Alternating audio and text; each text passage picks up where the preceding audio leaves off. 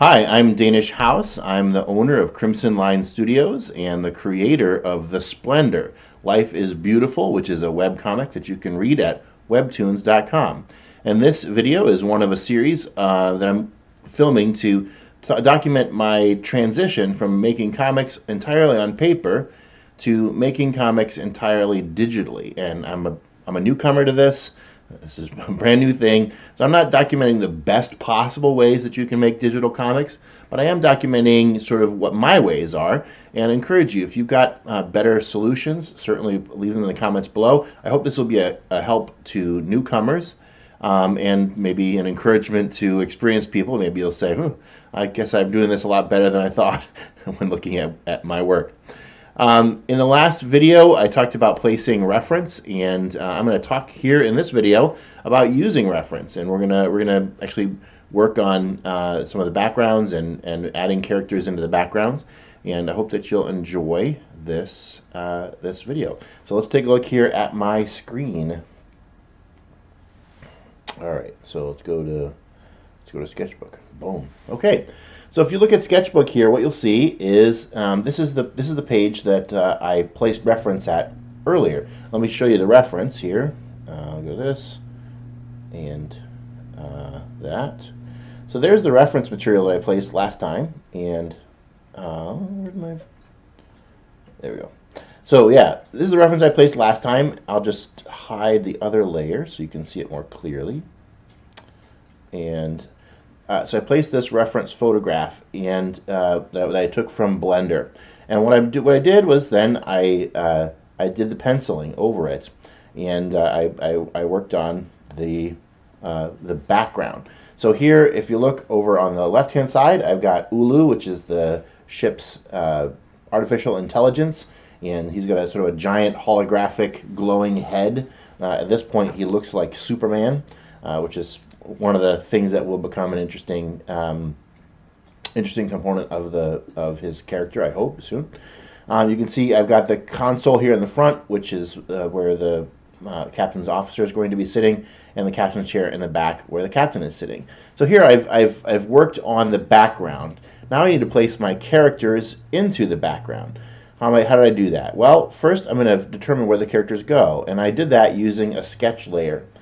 So this is just a normal layer. I use the plus button here in the layers palette in Autodesk Sketchbook, and I added a layer, and you can see I added a bunch of layers. I'll be showing you what those are all about. But here I added a sketch layer, which so that's my own name for it. It's just a layer in which I have drawn sketchily sketched out where the characters are going to go. So if you look, I've sketched in the outline of where the crew member is going to go and where the captain is going to go.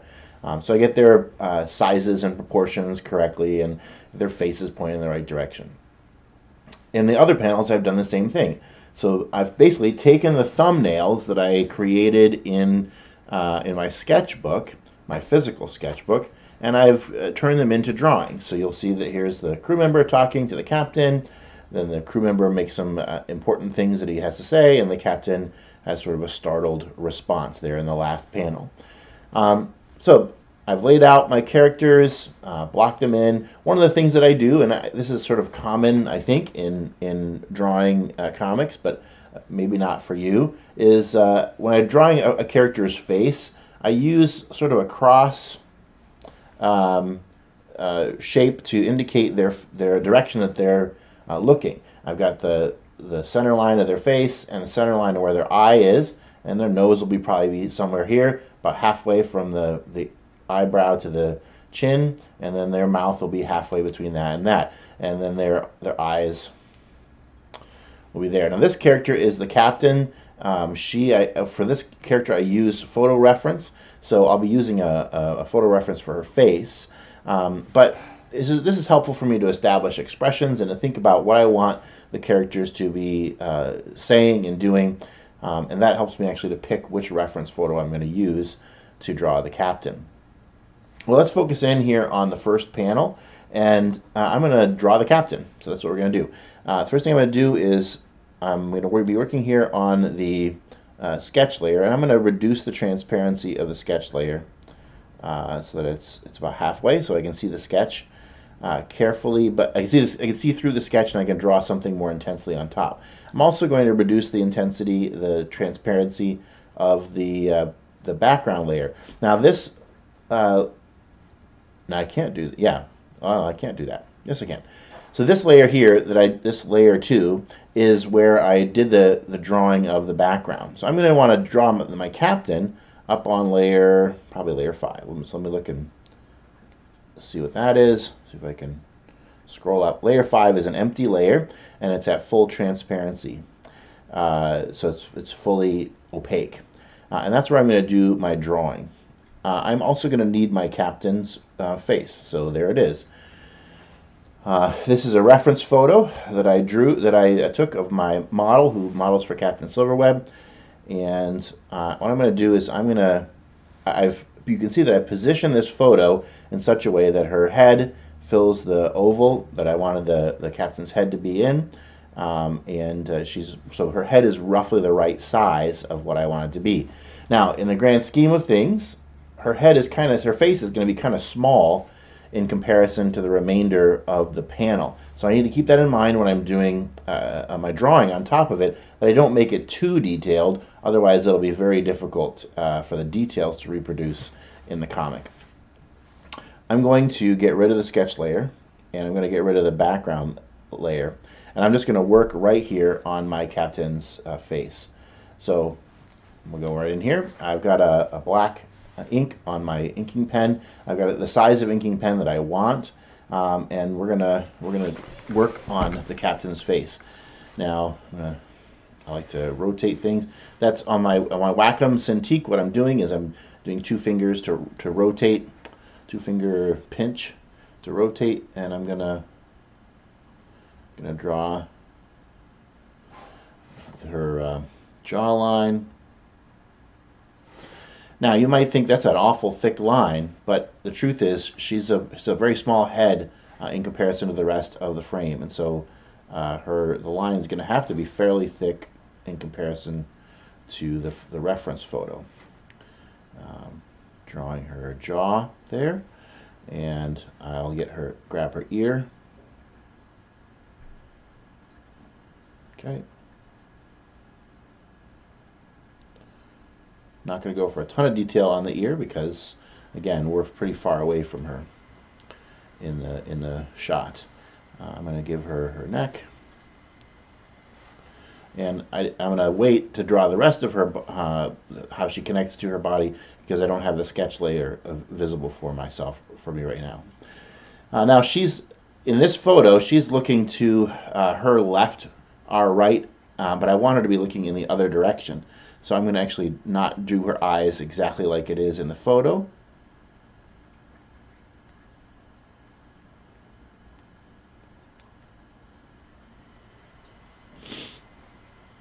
And I don't really like how that eye is pointing, so I'm going to undo. Which is one of my favorite parts about drawing digitally, is instead of erasing, it's an undo.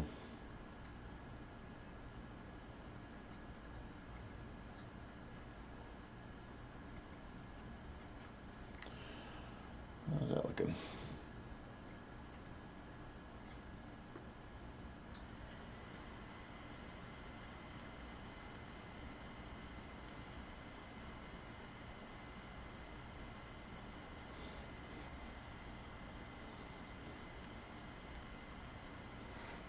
I made her eyebrows too dark. This character has, red hair, and so I want to make her eyebrows too dark. Otherwise it'll look like she has black hair or brown hair. Alright.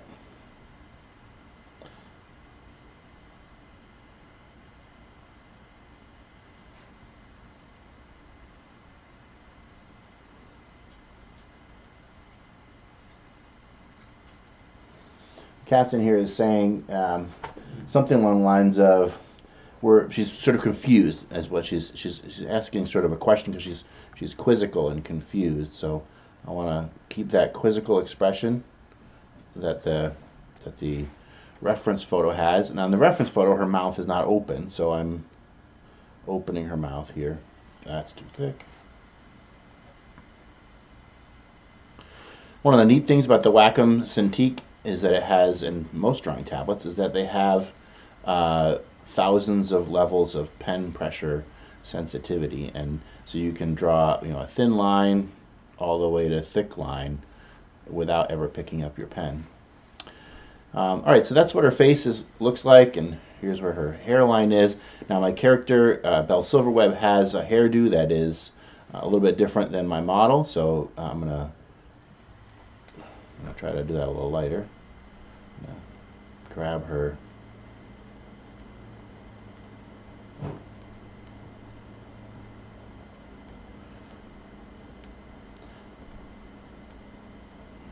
hairdo. She wears her hair tight back, but she's got these little floofy poofs of hair in the front. Drawing hair that looks like hair is one of my constant frustrations. Not one of my best attributes. All right, so there's her face. So let me remove the photo. I think we've captured her likeness somewhat.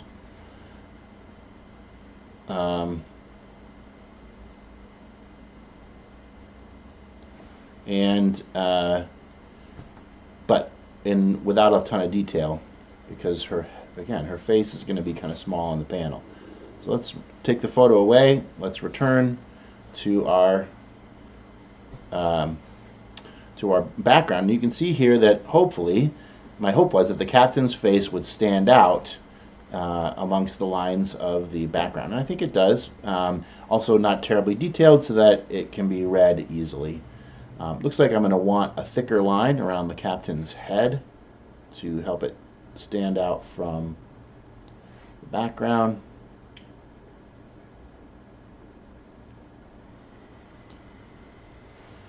And give her a more pronounced outline so that she pops. Now what am I going to do about the headrest and the edge of the chair? What am I going to do about the handrail behind her? Well, what I'm going to do is I'm going to switch to that layer, and I'm just going to erase. Oh, sorry. Okay. I'm going to erase behind the captain's head. So erase that. There we go. Now I'm erasing on the layer underneath the captain's face. I'm not erasing on the layer that the captain's face is on. So I can erase what I want to and not what I don't. Let's get the sketch layer in here. And the sketch layer shows us that she's going to have a hairdo that kind of floats off. The ship is in 0G, so I'm drawing 0G hair, which, like I said, hair is not my best thing. So 0G hair is even less awesome in my book. But still, I chose to do a digital comic that takes place in space, and I chose to make one of the major elements of the strip that they lose gravity from time to time. So, you choose your own pain, as they say in Star Trek. So, yeah, all right. So that's her hair, kind of flowy. Yeah, all right, I don't mind it. Okay, here's a sketch of her body. So we're gonna have to have her sit in this chair, and the way to do that is we're just gonna take a look at our sketch and we're gonna say, okay, she's got these seat belts which are holding her in. We're gonna outline that.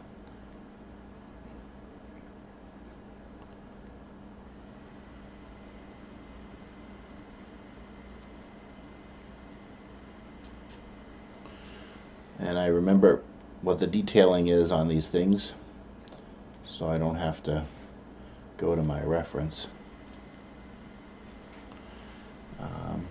But she's strapped in because they don't have gravity.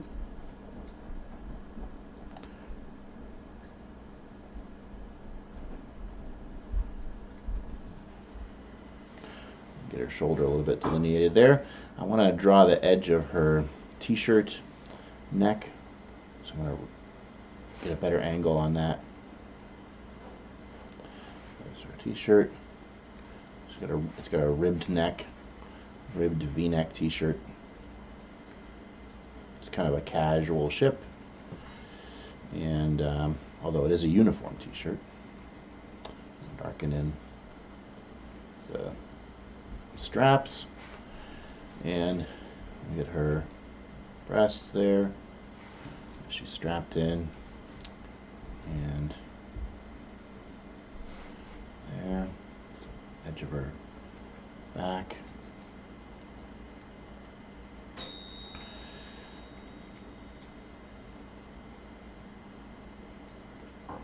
Okay. Now how's that looking without the sketch? It's looking all right. One of the things I'm looking for here is how much detail am I using? Am I using enough? Not enough? What's the thickness of my line? Is my line thick enough for it to stand out against the background?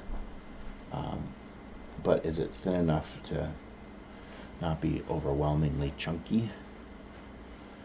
And here's her arm.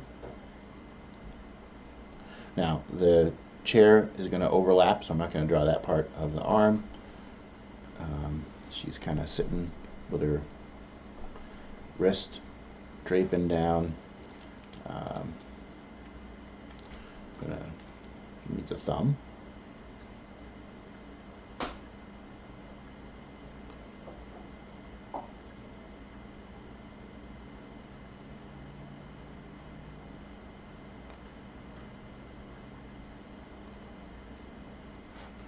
Hand and wrist. All right, so let me just check, see how I'm doing there. That's not too bad. I'm liking that. Well, you know, I'm looking at that chair. I'm thinking it's not going to overlap. So we'll draw like that. Draw that. Okay. She needs another arm.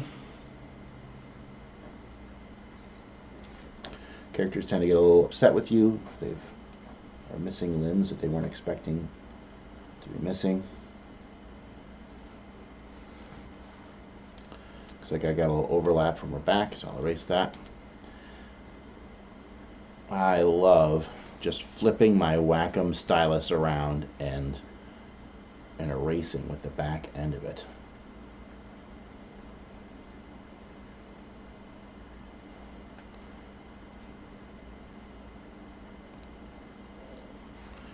There's her hand kind of draping over there.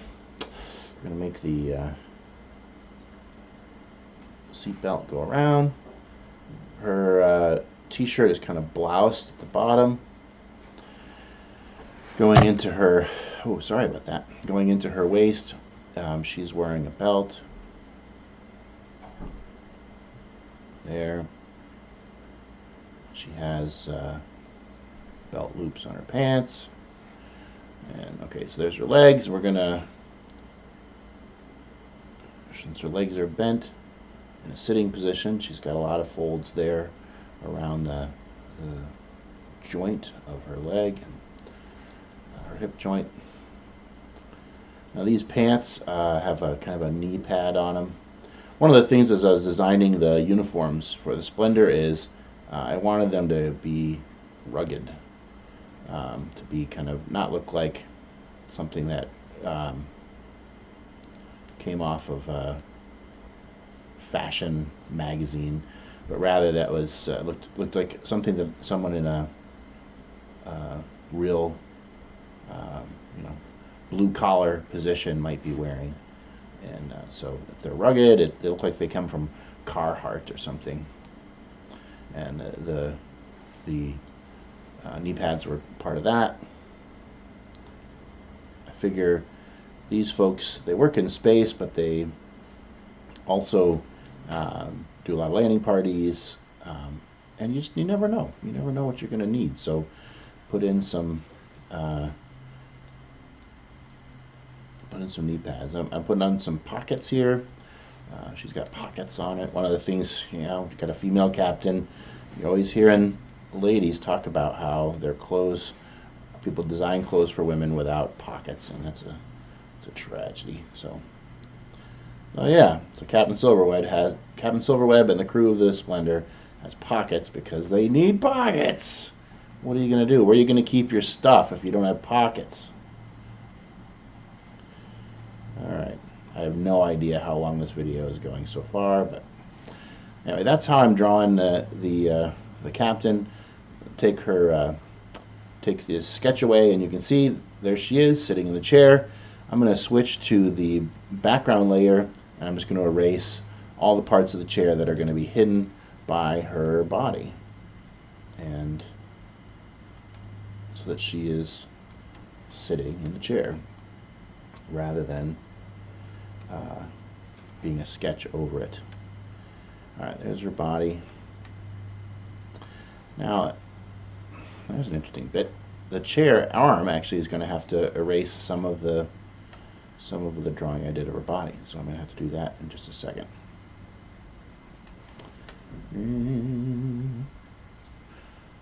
I like this part. It just makes me feel like the drawing is coming together.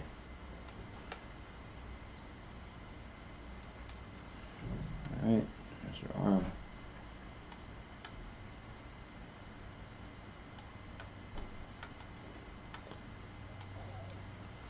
Oh. I'm going to now switch back to my layer 5, and I'm going to erase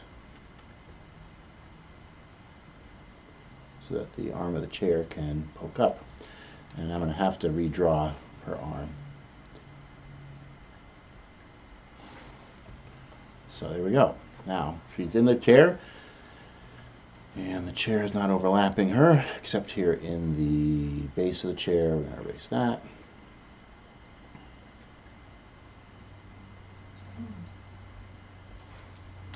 And if I've done my job right, now the captain is sitting in the chair. And the way to look at that is just to take the transparency of the background up and then down. How does that look? Looks like she's in the chair. All right, returning to my sketch layer, here I've got my crew member over here on the left. I'm not going to draw him for you on video, but that's going to be my next step, and then I'll move from there and I'll just ink each of the panels. Let's look here at panel 3. I'm going to give myself here my reference material, and so what you see is there's her face. That's my model there, and she's looking in that direction. And I'll do the same thing here. Her body is in a different pose than in the reference material. That's fine, but I'll use her head. I'll draw her head there, and with a little bit more detail because it's a larger shot there. I have similarly. I've got another reference photo, which should be in my layers. There it is, down below. And so I'll be drawing her in that regard with those reference photos. Let me take a look at my camera here and switch to my wide shot.